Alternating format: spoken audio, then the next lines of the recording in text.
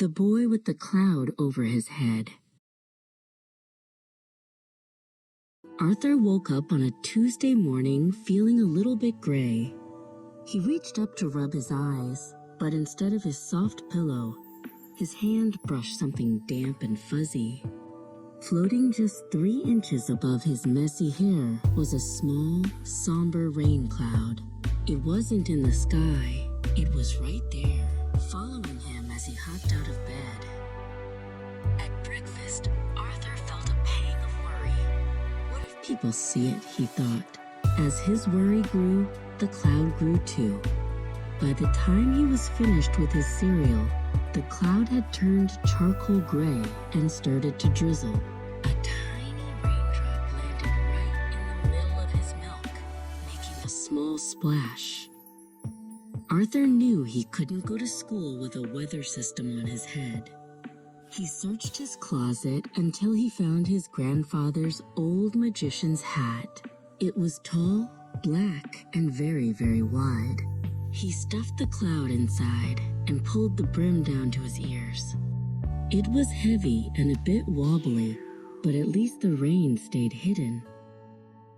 Walking to school was difficult. Every time Arthur felt a little bit sad or overwhelmed, the cloud puffed up, making the hat tilt to the side. He had to walk very stiffly to keep the rain from leaking down his neck. People stared at the boy in the giant hat, which only made Arthur feel more nervous and the cloud even heavier. At recess, Arthur hid behind the big oak tree. He felt very alone until he saw something shimmering near the swings. It was a girl named Solara. She wasn't wearing a hat, but she was squinting hard. Floating above her head was a miniature sun, so bright and yellow that it made the grass around her look like it was glowing. Solara looked exhausted. The sun followed her every move, casting a harsh light that made it hard for her to see the other children playing. She kept trying to fan herself with her hands, but the heat stayed right where she was. Her weather was just as stubborn as Arthur's rain. Arthur took a deep breath and walked over. "Nice sun," he said quietly. Then he lifted his giant hat. The rain cloud immediately expanded, letting out a soft rumble of thunder. Solara's eyes widened. She didn't laugh or point. She just smiled a very bright, sunny smile. "Nice cloud," she replied. As they sat together, something amazing happened. Arthur's cloud drifted over toward Solara, and its gentle rain cooled her down from the heat of her sun. At the same time, the warmth from Solara's sun began to dry Arthur's damp shoulders.